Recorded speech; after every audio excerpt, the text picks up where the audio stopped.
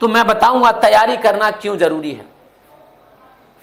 सबसे पहले तो तैयारी करना इसीलिए जरूरी है क्योंकि इस बार की अगर हम लोग बात करें तो पीईटी के एग्जाम में सुना गया था कि भैया लगभग 27 लाख लोगों ने फॉर्म भी भरा था। ध्यान से समझो इसका मैकेनिज्म सारा, कि लगभग 27 लोगों ने फॉर्म भरा, लेकिन उसमें से सिर्फ 21 लाख लोगों का ही पेमेंट हो पाया था। 21-22 के आसपास लाख लोगों का ही पेमेंट इसमें हो पाया था। और कहा जा रहा है कि अगर यही सीधे लेखपाल के फॉर्म आते तो कम से कम इसमें 30+ लाख लोग होते, क्योंकि पीईटी की जानकारी तो बहुत लोगों को थी ही नहीं।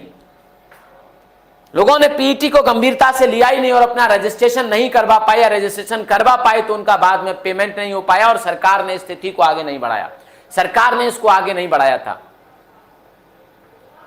तो कई लाख लोग यहां पर ऐसे रह गए जिनका फॉर्म नहीं भर पाया, सबमिट नहीं हो पाया। तो केवल आपके 21 लाख लोगों ने इसमें पार्टिसिपेशन कर पाया और उसमें से भी एब्सेंट हो गए करीब 3-4 लाख के आसपास। तो 17-18 लाख लोगों ने ये परीक्षा दी थी। एक तो यहां पर नंबर ऑफ कैंडिडेट बहुत कम है, पहली बात। दूसरी बात, यहां पर इसमें से भी सिर्फ और सिर्फ 10% लोगों को ही, मान लो 1.5 लाख लोगों को ही आगे लेखपाल की परीक्षा में पार्टिसिपेट कराया जाएगा। 7,000 वैकेंसी हैं। कितनी है?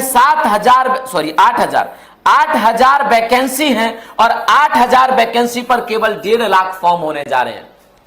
कहने का मतलब यह है कि अभी से ही कंपटीशन छट चुकी है और एक सीट पर सिर्फ और सिर्फ 20 लोगों की फाइट रहेगी, 20 लोगों की लड़ाई रहेगी एक सीट पर। और इससे पहले क्या होता था कि एक सीट पर आपकी कम से कम 1-1 हजार लोगों की लड़ाई रहती थी। क्योंकि देख लीजिए, इन 8,000 पे आपके 30 लाख लोग अगर सीधे भर्ती होते, सीधे फॉर्म भरे जाते, तो 30 लाख लोग फॉर्म भरते और 30 लाख लोग लेखपाल की परीक्षा में बैठते।